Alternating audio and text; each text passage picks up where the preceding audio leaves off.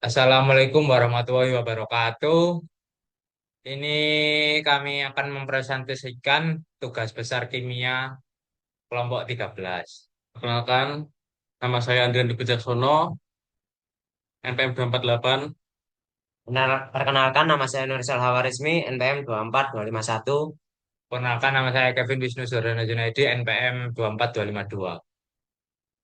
Daftar isi berisikan pertama pendahuluan, dasar teori, eksperimen atau studi kasus, pembahasan, dan kesimpulan. Lanjut. Ini kita ya teman-teman. Ini Kita nih. adalah anggota kelompok kami. Ya. Ya, apa gitu. Untuk pendahuluan, fermentasi adalah teknik yang dapat digunakan untuk memodifikasi karakteristik fisikokimia dan sensoris suatu produk. Salah satu produk fermentasi yang berasal dari buah adalah wine yang merupakan minuman beralkohol dengan kadar 8-10%. Nutrisi pada wine secara umum adalah etil alkohol ester, asam amino, gula, polifenol, vitamin, dan mineral.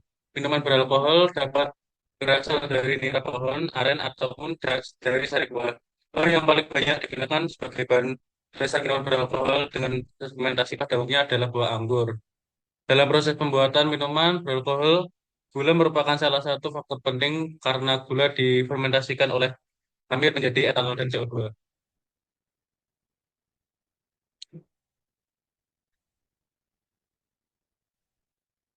Selanjutnya ada dasar teori. Nah, dasar teori sendiri, fermentasi pernah dianggap sebagai salah satu reaksi kimia yang tidak memiliki hubungan terhadap makhluk hidup. Antonio Lavoisier, Charles Jacques Delatour, Theodor Schwann, dan Friedrich Kutzing menerbitkan makalah secara independen di tahun 1837.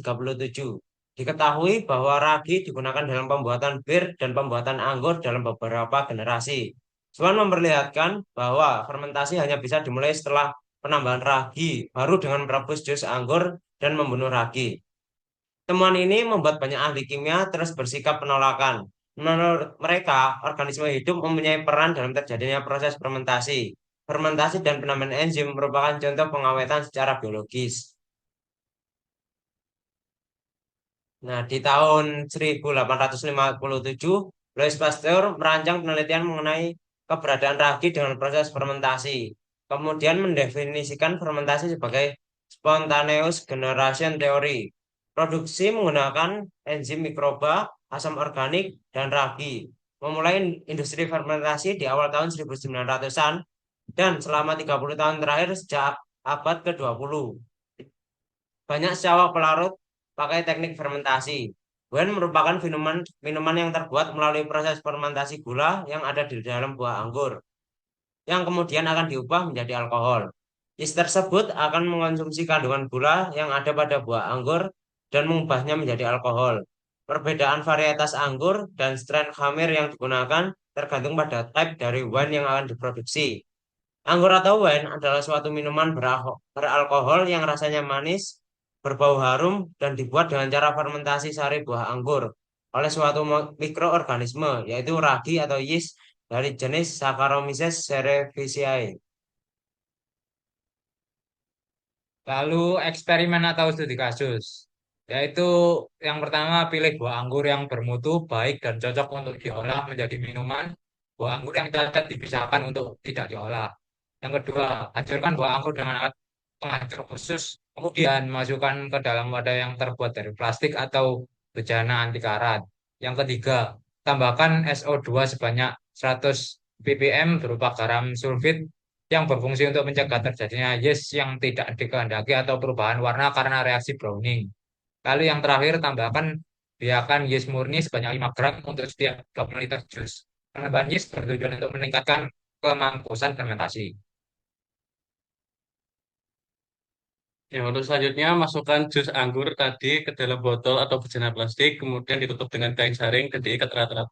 Biarkan jus anggur fermentasi selama 2-3 minggu apabila dalam udara bergerak makin lambat sampai tidak ada tanda fermentasi sudah selesai. Selanjutnya, pindahkan endapan sel-sel yang telah mati atau kulit anggur yang terdapat pada dasar wadah fermentasi. Terus simpan wine di ruang bersuhu 16 sampai 28 derajat Celcius agar terbentuk flavor dan aroma yang khas dan kuat. Makin lama wine disimpan, akan makin tinggi mutunya. Masukkan wine ke dalam botol yang bersih dan steril sampai cukup penuh, 1 sampai 5 cm di bawah tutup botol. Hasil diperoleh dan hasilnya diperoleh minuman anggur atau wine.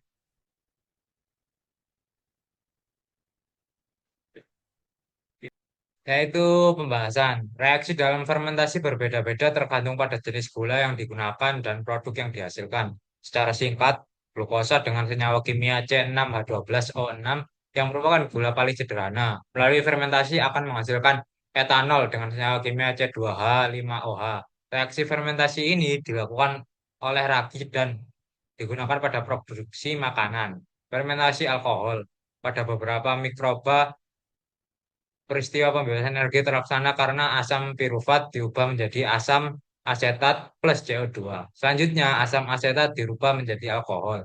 Dalam fermentasi alkohol, satu molekul glukosa hanya dapat menghasilkan 2 molekul ATP. Bandingkan dengan respirasi aerob, satu molekul glukosa mampu menghasilkan 38 molekul ATP. Fermentasi merupakan kegiatan mikroba pada bahan pangan sehingga dihasilkan produk yang dikehendaki. Fermentasi dapat dilakukan menggunakan kultur murni ataupun alami serta dengan kultur tunggal ataupun kultur campuran. Fermentasi menggunakan kultur alami umumnya dilakukan pada proses fermentasi tradisional yang memanfaatkan mikroorganisme yang ada di lingkungan. Kultur murni adalah mikroorganisme yang akan digunakan dalam fermentasi dengan sifat dan karakteristik yang diketahui dalam pasti sehingga produksi yang dihasilkan memiliki stabilitas kualitas yang jelas. Dalam proses fermentasi, kultur murni dapat digunakan secara tunggal ataupun secara campur.